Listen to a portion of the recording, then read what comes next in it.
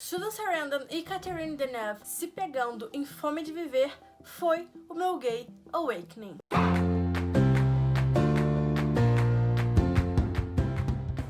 Eu sou a Maria Clara e hoje eu tô aqui pra te provar que não existe vampiro hétero. Quando eu era criança, a minha referência do que era legal, sexy e descolado era Cher, Stevie Nicks, Kate Beckinsale em Anjos da Noite, Lestat e, é claro, Catherine Deneuve e Susan Sarandon em Fome de Viver. Eu queria muito ser uma vampira, sempre foi a minha brincadeira favorita e era uma das coisas que mais despertava o meu interesse. Porque quando eu era criança, não existia nenhuma confluência na mídia ou algo que representasse realmente a minha esquisitice. Mas não só representassem, como normalizassem a minha esquisitice, né? Que tentassem acabar com os papéis de gênero e tentassem também mostrar pra mim e pra meninas e meninos como eu que tudo bem ser estranha e que um pouco de estranheza é algo normal. E os vampiros sempre foram algo realmente muito importante na minha história. E como recentemente eu tava relendo e reassistindo algumas das minhas obras favoritas, como Drácula, Fome de Viver, Entrevista com o Vampiro, eu resolvi vir aqui e falar algumas coisas sobre isso, contar um pouco da minha história e tudo que essas obras e algumas outras me fizeram sentir e refletir. Antes de falar de Fome de Viver, eu preciso contextualizar um pouco o que é o vampiro, o que ele representa e como ele surgiu. O vampiro é o mais estranho dos monstros. O seu terror não emerge por uma construção da ciência. E nem porque ele é uma máquina assassina sem sentido. Ele não emerge ali das profundezas de um lago pra roubar os banhistas que estão ali na beira. Ele não é uma mistura de vários cadáveres costurados por um cientista louco e ele nem uiva pra lua. Não. O horror do vampiro, ele é sexual e eu já te provo mais um pouco disso. Nina Auerbach estabeleceu em seu livro Our Vampires Ourselves que os vampiros são um reflexo dos tempos políticos sociais que os rodeiam. Alternativamente falando, eles podem realmente influenciar e moldar a sociedade que os cria ao abraçar ideias e ideais marginalizados. A própria fibra da alteridade do vampiro tem a capacidade de incorporar normas culturais subvertidas. Mas, Maria Clara, por que você tá falando isso tudo e onde entra a Fome de Viver nessa história? Calma que eu tô chegando lá e por favor se preparem que a partir de agora tem spoilers do filme. Spoilers leves, tá? Nada muito assim que vai estragar a sua experiência, pode ficar tranquilo. Ou tranquila. Fome de Viver é um filme extremamente erótico, dirigido por Tony Scott e que carrega em seu roteiro e em sua direção todas as excentricidades e o exagero da década dos anos 80. E isso inclui ombreiras, David Bowie, boates góticas, pombas voando em câmera lenta e muito mais. E nesse filme, Susan Sarandon e Catherine Deneuve interpretam amantes cujos destinos se entrelaçam, no que a fotógrafa e artista Deborah Bright vai definir ali como uma das melhores cenas de amor lésbico do cinema mainstream. Convencionalmente falando, os vampiros deveriam ser lidos como assassinos sanguinários, e a gente bem sabe. E para muitas pessoas, eles deveriam ainda existir fora da sociedade civilizada. Só que, na verdade, eles acabaram sendo recebidos ali no seio, na casa, no centro da população em geral. Os leitores, o público desse gênero, eles glorificam a beleza atemporal dos predadores e romantizam seu poder carnal. E as histórias de vampiro acabaram virando best-sellers, muitos com fãs leais, milhares e milhares de fãs. Crepúsculo, True Blood, Entrevista com o Vampiro e outras muitas séries que eu poderia passar aqui horas citando. Embora essas criaturas possam ser humanamente classificadas como assassinas, sua natureza sugestiva é difícil de negar. Vampiros e sexo realmente são assuntos inseparáveis. E isso, além de dizer muito sobre os vampiros, também vai refletir o papel onipresente que o sexo desempenha na cultura mainstream. Mas esse é papo para outro vídeo, eu não vou poder abordar muito isso aqui. Através da emasculação de seu personagem principal masculino e da luta pelo poder entre duas personagens lésbicas ou bissexuais, Fome de Viver exagera os medos do lesbianismo, da bissexualidade e do poder. O filme vai falar da vampira Miriam e da sua relação com seu marido e colega médico John, e também da relação dos dois, principalmente da Miriam, com a cientista doutora Sarah. E toda a trama vai girar no entrelaçamento dessas três pessoas que vão acabar culminando na transformação vampiresca da Doutora Sarah. Originalmente baseado no livro homônimo de Whitley Strieber, o longa foi comercializado como um filme de ação e terror, e o trailer se referia a Bella Miriam como um monstro que você vai ser incapaz de esquecer. Só que esse filme não é um filme de ação e de terror, é na verdade um filme art house, e por isso ele recebeu críticas bem mistas, mais pro lado negativo do que positivo. Só que hoje em dia ele virou um filme cult que todo mundo deveria assistir, principalmente pela cena da Susan Coquette. Na época de seu lançamento, um crítico chegou a definir o filme da seguinte forma: tem todos os elementos que um filme de terror tem, mas não é, estritamente falando, um filme de terror. É, em vez disso, um filme de sensações visuais, em que o roteiro, a direção, a produção e as atuações formam uma peça. Esse filme, entre outras obras, permitem que o vampiro se torne um canal para falar mais sobre as ansiedades culturais, sobre o que significa ser uma pessoa queer na sociedade contemporânea ou clássica, como uma criatura que atravessa a binariedade da vida e da morte. E brincando ali com atração e repulsa, o vampiro vai questionar gênero e sexualidade, e ainda pode fazer com que o público repense a heteronormatividade e os papéis tradicionais atribuídos ao homem e à mulher. Mas isso não começou com um filme lançado nos anos 80. Isso vem desde a era vitoriana com a literatura gótica séculos e séculos atrás. Drácula, de Bram Stoker, e seu antecessor quase tão prevalente, Carmilla, de Joseph Le Fanu, acho que é isso. Ambos usam a figura estranha do vampiro para normalizar as ansiedades em torno do gênero e da sexualidade na era vitoriana. O gótico é um gênero composto por explorações do subconsciente, do oculto e do não binário, tornando uma área quase perfeita de ficção na qual explorar conversas sobre sexualidade, papéis de gênero e muito mais. Nas discussões originais de Freud sobre o que significa o estranho, ele vai descrever a noção dele do que é o unheimlich.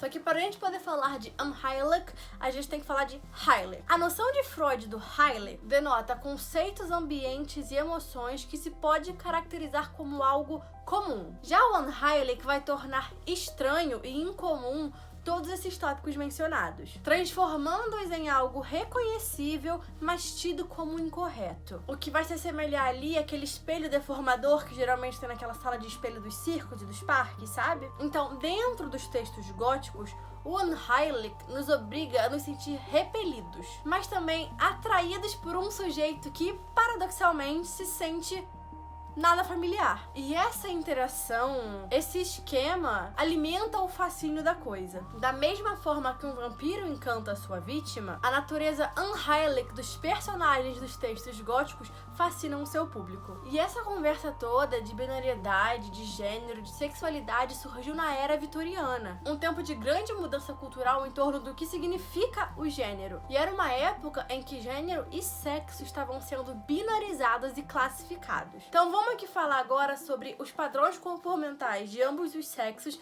dentro dos padrões vitorianos. Nesses padrões, o homem deve ser capaz de controlar o seu destino. Nessa época, às vezes ainda hoje para algumas pessoas, a masculinidade é considerada um poder existencial. O homem tem a autonomia de fazer o que deseja, quando deseja. Já a mulher vitoriana ideal era subserviente. Ela não tinha controle sobre a sua vida e a sua própria existência deveria ser sempre dedicada ao marido. Então você vê que a cultura estava mudando quando Carmilla e Drácula foram lançados. Carmilla em 1872 e Drácula em 1897. Mas ainda assim, esses ideais de masculinidade e feminilidade vitorianos ainda estavam muito entrincheirados. Carmilla e Drácula incorporam medos culturais que vão da homossexualidade ao feminismo. Carmilla é doce, passiva, mas também uma assassina lésbica. As noivas de Drácula, embora pálidas, louras e bonitas, são literalmente monstros comedores de bebês. Além disso, os efeitos que esses vampiros têm sobre os personagens que interagem com eles, esses vampiros são a encarnação do terror e da confusão em torno da forma mutante da mulher vitoriana ideal. E eu ainda vou além e digo que a ficção contribuiu para uma compreensão cultural mais ampla